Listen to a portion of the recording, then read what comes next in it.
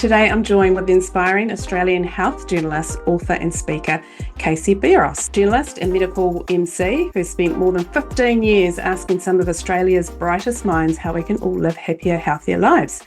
She's the best-selling author of The Bad Girl's Guide to Better and has appeared on ABC's Tonic and Channel 10's Everyday Health. Well, Traveller, a remarkable ability to turn complex science into simple, practical strategies that empower us to take charge of our own well-being. Well, so from when I was very, very little, I was one of those very curious, annoying children that would ask a million questions. I'm probably still just a big version of that kid today. And I had so many questions about the world that I became a journalist so that I would have somewhere to put all of those questions. And I very quickly decided that I didn't want to do politics or sport or news or current affairs. I wanted to do health. Health and well-being was all I wanted to write about and speak about. I've long been fascinated by how we take care of ourselves and I suppose more importantly, how we don't take care of ourselves. Even though we may know all of the knowing, we don't necessarily do all of the doing. And that has long fascinated me. I find it really interesting how we're now starting to understand, I think more and more, that the person across from us isn't going to actually heal us. It's ourselves. And they're our guides, our doulas, our stewards, our example of. Yeah, I think you're right. Look, I think the goal is always to heal. The goal is always to treat, to heal. I refuse to believe that there's anybody out there, that the world is so sinister that there's people out there, and this might be a little bit naive of me, but there's people out there who genuinely want us to be sick. I just choose not to believe that. But you're right in that it is genuinely up to us. And I probably held this very childlike belief for a long time that when your health really hits the fan, when somebody is really sick and something really goes wrong, that there would be somebody in charge. And I don't know who I thought that person was.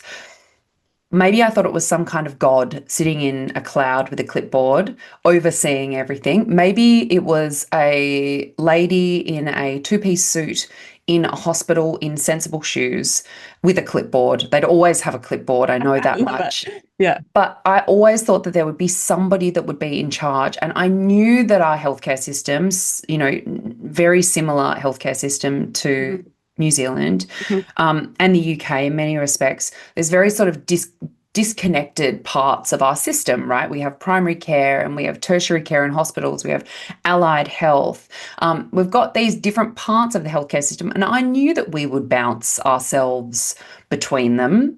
I wasn't expecting somebody to chaperone us in a golf cart, but I did genuinely think that somebody would say, my dad's name was Jack, that somebody would be saying, right, Jack has this diagnosis, he needs this from this sector, this from this sector, and this from this sector. We're going to get one set of investigations, one set of imaging, one set of bloods, and we're going to share all of that information, and everybody is going to be kind of across Jack's case. And even in Australia, we have the public system and the private system. Dad used the public system because he didn't have private health insurance, but also because our public health system in this country is very well set up to deal with his diagnosis, which was mesothelioma or cancer from asbestos. Because we have quite a high incidence of that cancer here because we mined asbestos here for many, many years. So we're kind of still seeing the ramifications of that because mesothelioma has what they call a very long latency period. So a very long period of time from when you are exposed to the hazard, to the asbestos, to when you actually start developing symptoms. So it can be, for my dad, it was 50 years between his exposure to when he eventually got sick and got very, very sick. And so I guess that was probably the first big myth that was busted for me very quickly, that nobody was coming, that it was up to us. And in a way, that was really disappointing. I had been a long time advocate and champion for the healthcare system.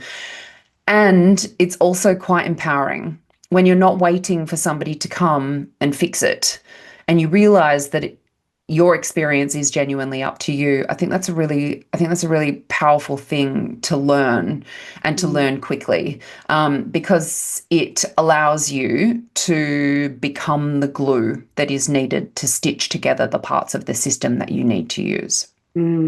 Yeah, I love that. Yeah, thank you for highlighting that. It is interesting, and I'm curious. I wonder if it's because of our upbringing with our school system and our family systems that there is always that hierarchy. There is always someone kind of at the front of the classroom and telling us what to do, and then all of a sudden we're in these situations and that doesn't happen anymore. And certainly I know part of our work at Heartplace Hospital is very much with supporting our frontline workers, our carers, is to actually help them advocate for themselves and others, because there hasn't been a lot of that in our trajectory of life, but also for them to really understand and celebrate themselves so that they can understand and celebrate the people that they are taking care of. And then Yes. finally, the final one is actually crafting a life that best suits them so that they actually show up each day in these environments, the best version of themselves rather than what's left of them. And for me, that's how I can create my beauty in the world, so that when people are navigating what you've navigated with your dad, are then bumping into people who are actually in partnership with you, that they're actually in a healing round table with you. I think that's really important. That's what we talk about at Heartplace Hospital, is that we're in a partnership agreement. We're in a healing round table. We meet you with your expertise, you meet us with our expertise, and we come together. Whereas we're still having quite a hierarchical top-down approach. Yes. And there is definitely a shift, but we're still a wee way off that shift, that change. Yes, we are. And that is why I think empowering the carer, empowering the patient is so vital, because they get to be the leader of the round table. So nobody is going to come and create the healing round table in our system at this point for us, outside of the wonderful work that people like you are doing. But we can create that for ourselves as best we can, and it is like having, in a cancer setting, say, for example, you've got your oncologist. You might have, for dad, it was, his lung specialist. So there was the oncology team, and then there was his lung team, or this cardiothoracic team. And then there was, his GP, and then there was his death doula, and then there was me as his primary carer, and then there was his pharmacist that we saw almost daily. You have all of these people sitting at the table. It's just that nobody sets the table for you. You set the table, and you invite all of them over. And I agree with you. I think, you touched on something really important, which was we are so used to chain of command. Even with our politicians, right? We see the leader of the country and his deputy, and then all of their, resulting people below them. And we see that nationally, and then we see that state-based. And so it's kind of visible who is sort of in charge to us. They're not necessarily accessible to all of us, but we can see them. And in a hospital, that feels very different. And in a public hospital in particular, you get who you get and you don't get upset. As I say to my kids all the time, you get what you get and you don't get upset. And that kind of is the sentiment in the public hospital. And so if you don't have your wits about you and kind of remember what you talked about last time, or have notes for that, or I just cannot tell you how many times we walked into an appointment with what was supposedly quite a senior doctor who wasn't across any of the details, not the finer details. That would probably be too much of an expectation, but even just the macro details of Dad's case, and, would get his name wrong, and, just things that were really genuinely shocking to me and absolutely maddening to him at the hardest time of his life, which I totally understand.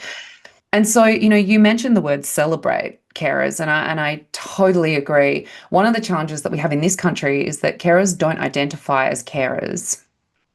And it's a really interesting issue, because care is such a beautiful quality, and human beings are inherently quite good at it.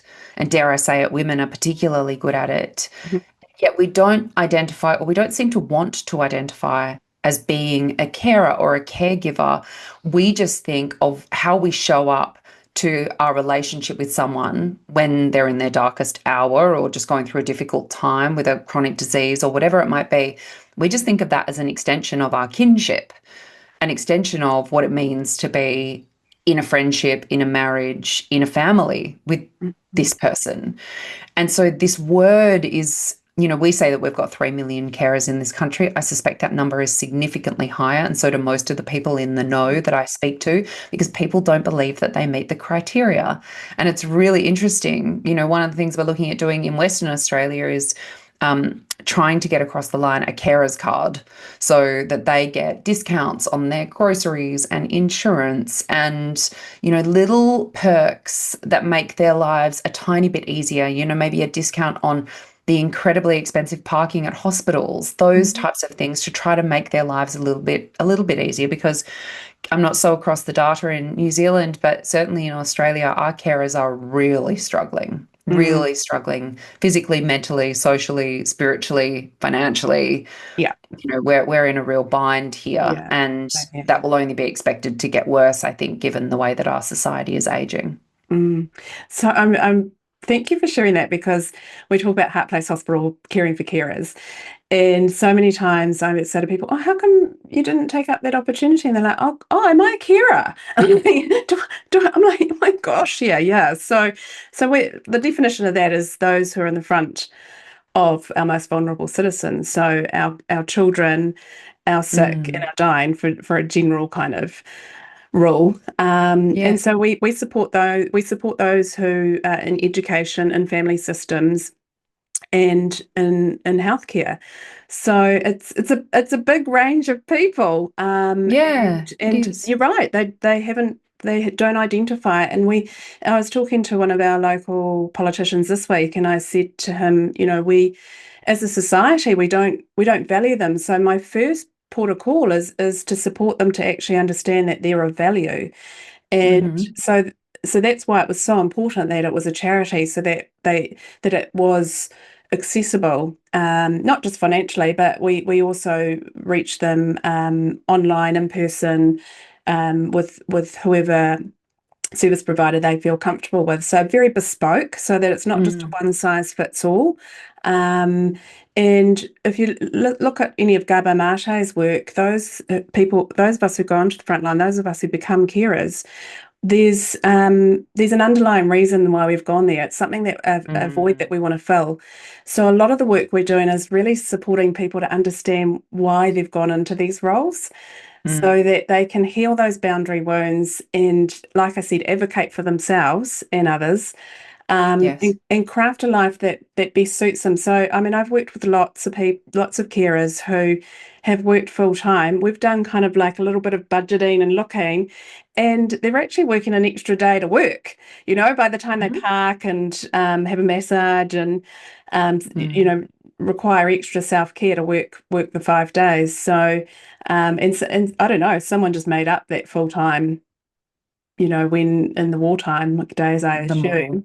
So we're not Yeah. necessarily designed to work the way that we are working, particularly women. Like the shift, if it's that traditional shift work type carer, then it's actually not how we're designed to work anyway.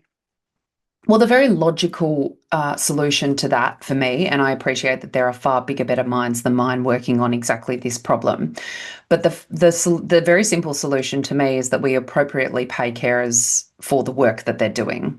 And anybody who is, in politics or, senior in healthcare would roll their eyes at me and say, cool, where's the money coming from? And I guess my answer to that is that we know that having more empowered, more educated carers and patients keeps people out of emergency departments, keeps them out of aged care, keeps them living at home better for longer. Now, I refuse to believe that we would not make that money back if we just invested a little bit of all of the money that we're putting down at putting the ambulance at the bottom of the cliff, as they say. If Mhm. we just invested a little bit of that in empowering carers and educating them, so that rather than panicking and going, I don't know what to do, and it's 11 p.m. at night, so we're going to go to emergency, that they actually knew what to do at home. They knew who to call. There was somebody available to them. They felt more equipped to be able to handle what they needed to handle. That is just a no-brainer to me. And I look forward to being in the rooms where I hear all of the I'm sure, very Yeah. compelling reasons as to why that's not currently happening. I mean, the payments that we have in this country for carers are laughable, Mm. Same here. like Yeah. significantly less than what somebody Yeah. would be on if they were a job seeker, for Yeah. example. Um, And I'm, that I'm, just makes zero sense to me. yeah. I'm really excited. We are actually collecting data beyond clinical outcomes at Heartplace Hospital, and like we've done some phenomenal things. We've taken saunas, mobile saunas into hospitals for staff, and had free saunas Amazing. over 2 days. And even those that couldn't actually have a sauna, they were just so delighted that someone was actually valuing them and thinking that this, we deserve Mm. this. We've Hmm. we've done recently. We've done. It's a New Zealand invention. It's a med tech invention. It's a suit that delivers massage as well as far infrared, which takes everybody into the parasympathetic nervous system. The studies are that 3 sessions of flow presso for a first responder is an increase, 91% increase in sleep, and then 70% Wow. decrease in anxiety and stress. And that they're $100 a session. That's $300 that Mm. we could invest in Yeah. these crucial carers, and like you say, we'll get it back tenfold. Yeah, I agree. I yeah. agree. I agree. You mentioned the reference to war a moment ago, about this sort of 9 to 5 Mhm. working style. And I have to tell you, because it made me think of this interview that I did for my new book with a guy called Professor Mark Schultz. And he's a professor of psychology. I think he's based in Philadelphia in the States. And he is one of the directors of the Harvard study of adult development. So, in a nutshell, the longest running study we have on the planet, been going for more than 80 years, on what makes for a happy, healthy life. Yeah. And I was interviewing him and I explained to him that caring for my dad was the toughest, most challenging, most at times awful experience of my life. And it was the most magical, incredible, powerful, transformative time of my life. Mm, And he said to me that the original cohorts in the Harvard study of adult development were all men because it was based on, as the name would suggest, a cohort of men that went to Harvard. So Harvard sophomores, and it started in 1938. And at that time, only men were allowed to go to Harvard. So they started with something like 268 or 468 Harvard sophomores, all men. And then they thought, well, if we only look at men that go to Harvard, they're going to be of a particular intellect to have been able to get in. And most of them, unless they're on some kind of, special program or something, most of them will be pretty affluent to be able to afford to go to Harvard. So they put together this control group of inner city Boston men, mhm. similar age, pretty comparable, but with none of the resources. They'd kind of go off to be blue collar workers so that they would have something to compare the data against. And what he said to Yeah, me sure. was that, yeah, what he said to me was that 91% of those men, of those two early cohorts, went and fought in the World War.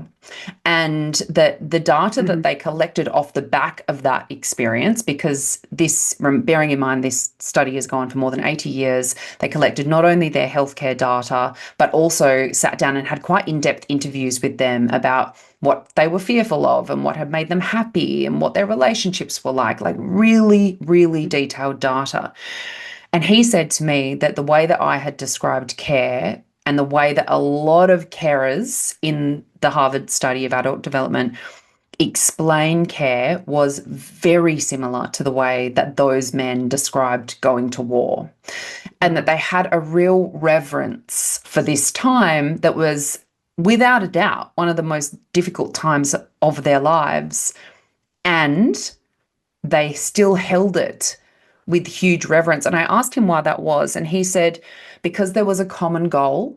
So the carer and the patient have this common goal that they both feel really compelled. The stakes are high, right? That they're operating in a team. So that there's something about operating in a team with, not just the patient, but your other healthcare professionals and what have you, and that there was a huge amount of trust involved, and that you were building these incredible relationships with these people. He gave the analogy of, like, you are in the foxholes together. in the fight of your life or the fight of their life. Mm-hmm. And so, whilst I don't claim to have ever been to war, and I hope I never do, it's a really interesting comparison, right? And for a lot of carers, that's how it can feel, that you are under fire. And so, we really need to do a better job of teaching carers how to look after themselves and making room and allowance for that within the system. And I suppose part of that, the biggest part of that is probably, getting them to recognize and getting the system to recognize just how pivotal they are in the healthcare journey. Yeah, totally. And so what you're talking about is like vicarious trauma. So at Heartplace Hospital, we create a very bespoke support, and we engage the carer to actually be part of that decision. We might have several trauma healers, somatic trauma healers, and we've got a lot of trauma healers who are actually their equivalent professionals, so midwives, nurses, doctors, dietitians. So we can refer like for like, so they get that camaraderie as well as the somatic healing approach from it too. So we really are shifting the paradigm of what carers need. Like, we've sat with them. I've been, we've all been them. All our service providers have been in these roles, and they've been very, very selected because we want healed healers to support our healers. And the ripple effect's massive. I'm sure you can attest to that. When I'm sure you would have come across some amazing carers who really were genuinely empathic and kind, whether it was a cup of tea or just a stroke of the arm, or just that extra the little things make a big difference. Absolutely. Yeah. But it's really I'll tell you important. about one in particular. We very early on in the piece brought in a doula, a death doula. So I presume that many people listening to this will know exactly what that is if they're familiar with your space and your work. But for anybody who doesn't, we've got 60 doulas that are our service providers, so hopefully they do. Amazing. But if somebody doesn't, if they've never heard this term before, they might have heard it in terms of birth. So often we'll have a birth doula. It's a non-clinical support person to support the family and particularly the mother, and, kind of help them through what can be a really difficult, exciting, amazing, beautiful, but quite challenging time, particularly when it's someone's first baby, or, if there's any kind of complication or there's not a lot of family support or what have you. And the exact same exists in death. And my rudimentary understanding of where she could assist us was on both the administrative side, because there's no magical death administration fairy that's going to flutter down and walk us through that. She was as close as we were going to get to that, because it's a really strange and quite convoluted process if you don't know what you're doing. The many certificates and who do you call and what comes next, and perhaps not knowing that there's actually a lot more flexibility in that than what we probably originally think, because we don't have a lot of context for it. So we don't just have to follow the same stuffy path from kind of death to funeral in a sad looking funeral parlor. We can really kind of do things our way. So I was told that she would be able to support us on the administrative side, and that she would be able to support Dad on the spiritual side. So kind of help him dream into, well, what might a good death look like? What could this opportunity be delivering for him? And from the practicalities of who would he want in the room? How would he want the room to be? Where would he want to be? What would he have done that day? All of those little bits and pieces, through to probably, a lot more, a deeper kind of psychosocial, spiritual acceptance, I guess, of kind of what was happening to him. And I met this doula, and, she's got long dreadlocks, and I'm a pretty science-based person and, as judgmental as the rest of us. And I just remember looking at her and thinking, like, this is not going to work for me. It doesn't need to work for me. It only needs to work for Dad. So I don't care whether it works for me or not. Mhm. But I just immediately was like, we're just not the same. And then she opened her mouth and she told us about the fact she'd spent 25 years as a palliative care nurse. Wow. And these beautiful stories about the people that she helped and what that delivered for her and for the families. She had this kind of quiet confidence and knowingness at a time when nothing felt knowing, everything felt questioning. We didn't know what we were doing. And I just immediately sort of gravitated towards her, partially for all of the reasons that you just described, which number one was kindness. She was so kind. She would call and check in on me. And we didn't really use her for quite a while. For the first maybe 6 months or something, she'd kind of check in on us. Dad said that she was available to us at his cost if we kind of wanted to talk through things with someone. And as his primary carer, I guess I started using that a little more, Mhm. and then just built this incredibly beautiful relationship with her where she's now one of my favorite people on the planet. We go camping together, we hang out frequently, we check in on one another. You know, she is so special. And, she is an angel that, was sent to me. And that is the power of having somebody there who cares and who knows. There is such power in Yeah. those two things. And I think so often, unfortunately, the way that we train our medical professionals, they have all of the knowing, Mm. but they're not really allowed to do the caring Yeah. because it crosses a line, because they don't have the time. There are a bunch of reasons for it. And even though they might be deeply empathic, caring people, the model really isn't set up for that. So Mm. sometimes using these perhaps non-clinical, perhaps care adjacent, perhaps allied health people, that's where you're more likely to get that Mm. softness if that's what you're Yeah. looking for. And I Yeah. think that's a really powerful thing for people to know. What I talk about assembling a care team, and it's kind of like in your life you will have friends that are your fun friends, some friends that are your call when things really go wrong Yeah. friends. You've got your friends who have known you forever and ever and ever and ever, and you've got your new friends that you do Yeah. other things with. It's kind of the same in a care team. You might not be able to expect the softness and the the expansive care and time from your oncologist, but you might be able to find that from your doula or your counselor. Yeah. Or, you have to find you have to decide what you need and then find it in the dinner table of people that you have assembled to support you or Yeah. to support your person. I love that. Thank you so much. I love that. And there's been so many studies around compassionate care that we actually do get the time back. So it's Mm. interesting that time is often used as an excuse, but it's been proven time and time again that with compassionate care.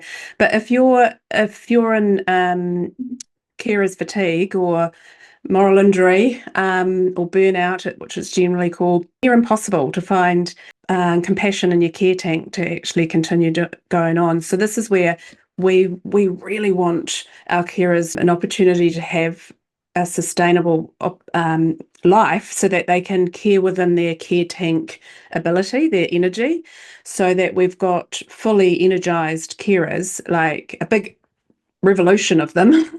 um, Mm. and we don't have to fall into this paradigm of working until we're burning them out. And then it's, situations like you've just experienced where it's so crucial that there is many people at this healing round table that are energized and feeling at their best so that we can tag in and tag out safely. Yes. Yes, absolutely. No, it's totally critical. And, I always say to people who ask me about care, particularly caring for aging parents with siblings, Mm. and I will say to them, care is never equal. I don't care. I'm yet to have a single conversation with a family who says to me, you know what? It was so even. We just all chipped in the exact same amount and we came through it thick as thieves, and there's no resentment whatsoever. Like, this is the toughest stuff I think that life has to throw at us. And I always say care is a ripe breeding ground for resentment, and it's also rich with connection and opportunity. And I do believe that you can come through the other side and be more connected.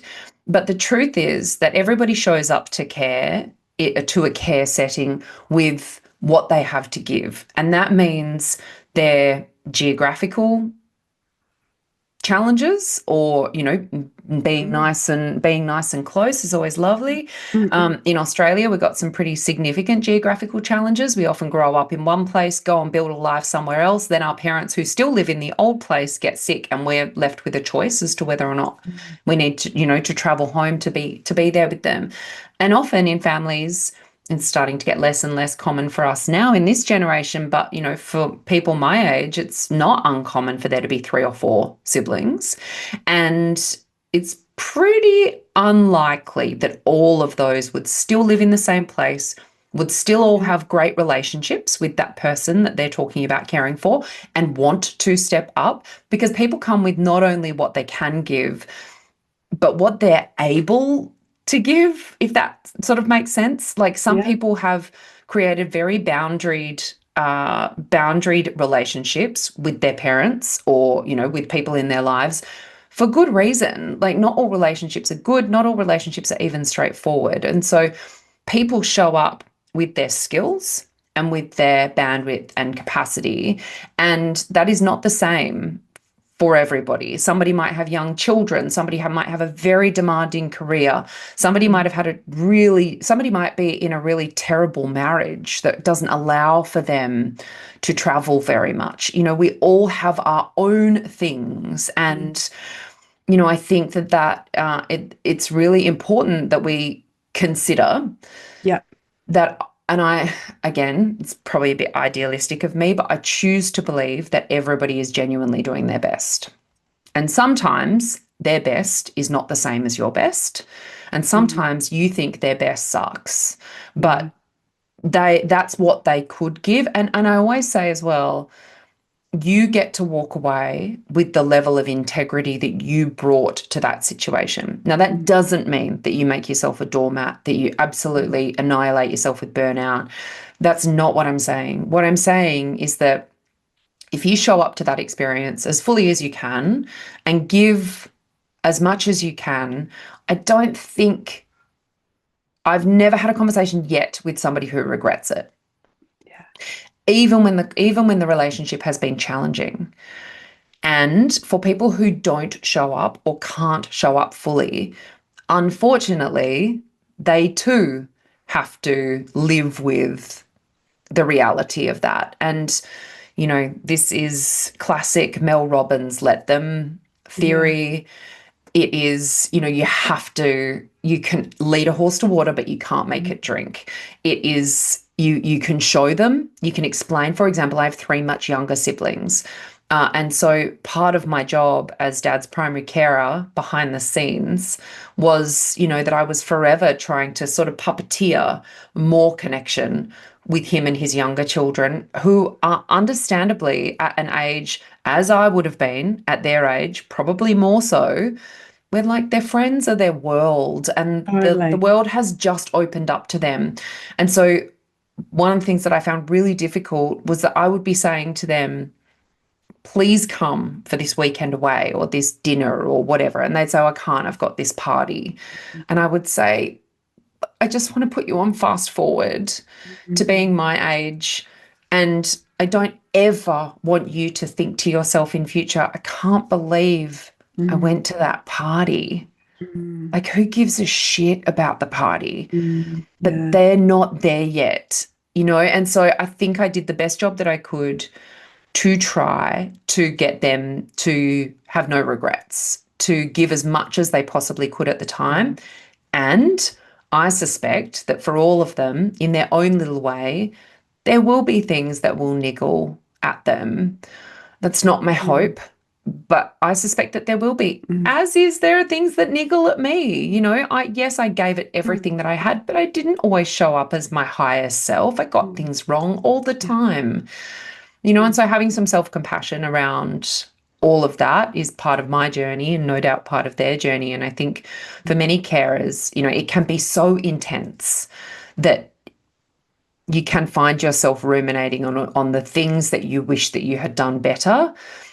And all I can say, and I'm, you know, living and breathing and trying to teach it to myself as much as to anybody else, is that we just have to, like, we have to be as kind and compassionate to ourselves as we possibly can, because, you know, like the example of the reference to war that Professor Mark Schultz mentioned, you know, this is hard yakka, emotionally, physically hard yakka, probably the hardest stuff I think we'll ever be faced with in our lives. Yeah, yeah. Amazing. Thank you. And that's why I keep going back to the people that we support are those in front of our most vulnerable citizens. So if they're understanding and celebrating themselves, that ripple effect can happen off to them. So that when there are situations, and isn't it so, like, your books are just so different but so so synergistic. You know, having when we go through these transitions in life, and there's many of them. There's so many of them. And we're, yeah, I mean, personally and then professionally, what I've seen from others is that we just haven't been really guided to understand that that's part of being a human being. And this is where we can fast track that, so that I think there are human rights can be shared with, you know, children, with those who are going through a transition, and that we can. I think we're over medicalizing and pathologizing a lot of transitions, so that's putting a huge barrier or effort into our system. So if we've got these doulas, stewards, guides, I call them, along the way, that we can actually pick up this wisdom, like you're talking about with your doula. She had the wisdom, and she had the care. So she'd done exactly what I said. She'd healed her boundary wounds. She'd learned to advocate for herself and others, and she'd craft a life that really best suits her, so that we've still got her wisdom. And that's what we've done here. We've had multiple frontline workers who are like, I'm out, I'm never going back. And we've been able to support them and put some more expertise or more knowledge into their kete or into their care tank, and then they have gone back to their roles. Sometimes they've come and worked with us, and we've been able to help them have a sustainable offering, and we haven't lost the expertise. That's so important, you know. So the more that we can value these carers and really lift them up, amplify them and lift them up and see their value, and create a new paradigm of care, then we're going to keep this this knowledge and expertise, so that we can work in partnership together. Yeah, and I think that we need to all start thinking about ourselves as carers, whether we are currently in a care role or not. So, for example, my father has now passed away, so I am no longer his primary carer, but I am absolutely still the carer for my two children and for my husband, you know, who doesn't have any significant disease or disability, but I provide care to him. Like, I think we need to kind of shift the narrative a little bit, because it's amazing to have trauma-informed, highly empathic practitioners, both in the system and out of it. But I did the death walking course, the death doula course, as preparation for the book. And one of the things that Zenith Virago, who runs it in Australia, probably our most leading death educator and death walker, said was, we are all death walkers. We are all walking towards our own death and that of the people that we love. And so I believe I didn't do that course to become a death doula. I did that course to better inform myself so that I can walk the people around me towards theirs, and certainly me towards my own. And if we can gather those skills, and it could be a professional endeavor, but just as a human being, and take them back into our communities as elders, as wise women, Mm-hmm. I think that that is so Yeah. powerful, and it's powerfully personally transformative. It certainly was for me and all of the others that were there around me. But I think that as you say, the ripple effect of that is really, really powerful. And we've got a lot of work to do to get the system there. We're Mm. miles away from Yeah. being there, but we can be more empowered, empathic consumers within it. I don't want to discourage people from getting medical support. I think it's Yeah. be Absolutely. empowered, be Yes. celebrated, understand it and celebrate it. Yes. Absolutely. And if you understand and celebrate it and still find yourself really grappling, then I love that our healthcare system, our medical system is there to Absolutely. support Yeah. people, And but you're Heartplace right, it Hospital, starts with the yeah, understanding. Heartplace Hospital is whole health care. It's not holistic care, it's whole health care. So Yeah, it's that's holistic and beautiful. conventional care, where Yeah. most of us are conventionally trained, so we're scientists. So Mm. yeah, absolutely. Yeah, if I need if my hemoglobin's low, I don't want to think happy thoughts and have a pedicure. I want a blood transfusion so that I can return for energy and I can carry on with this really important work. Yeah. So absolutely. Yes. Yes. Yep. Yeah, yeah, it's and I Correct. just I see so much rhetoric, particularly in the menopause space at the moment, as you will have seen.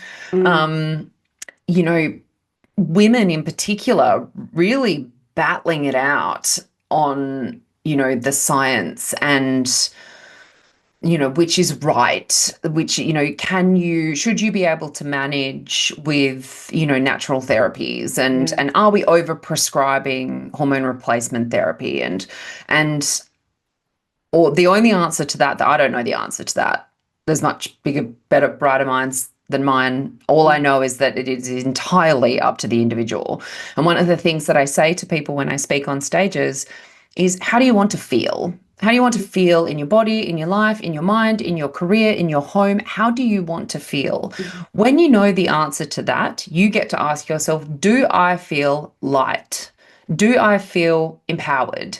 Do I feel safe? Whatever it might be, whatever your word or words are, that gives you a filter through which to run all of your decision making. And mm, also like a quick check-in, because I think we get so like stuck. And I think this is particularly true for perimenopause.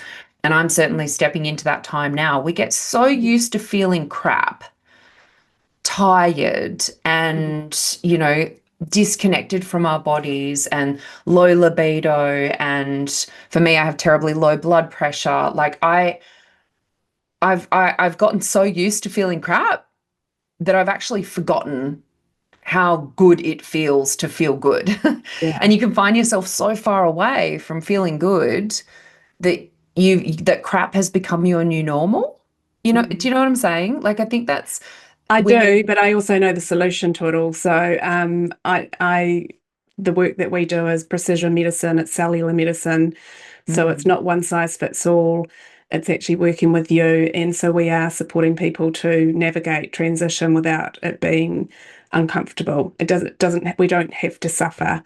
Um, mm. But so we do, right? Because it's like the frog in the pot it analogy. is, We're not correct. dropped into boiling water, it slowly gets hotter and hotter. And then all of a sudden, our litmus test for how we should feel, or Yeah. what our normal is pretty low. Mm, And that happens slowly over time. It certainly did for me and all of the people that I speak to. yeah. And that, it's no wonder that at some point the lid pops off the pot and we go to the GP. That's what we do. We're like, oh, Mm, I don't know what's wrong with me. I can't sleep.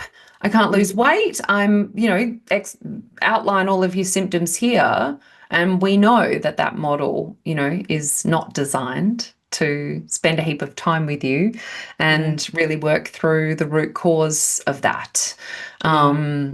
So yes, it's challenging, but I think that the more empowered the individual is, and the better they can listen to themselves, and the more questions that they ask, and the more Mhm. people that they see, I think that the more likely they are to get a better result. If you want to share with our listeners, and it can be whatever you're sharing at the moment, but something that's in your heart place that you want to share with others. The older I get, the more I understand that chasing happiness is not the goal, that this sort of umbrella term of happiness, I think, really throws us off course. And for me, you might be able to see, for people who are listening, you won't be able to see, but you might be able to see around my neck, I've got a little necklace that says Joy, and Joy is my middle name. But it also is there as a reminder of those are the positive emotions that I'm chasing. Joy and elation and contentment. Those are the pieces that I'm really chasing. And so for me, that comes in the form of spending more time with my friends, great music, dancing until my knees are sore. Those moments are rather than this sort of blanket, steady, oh, I'm happy. I don't even really know what that means.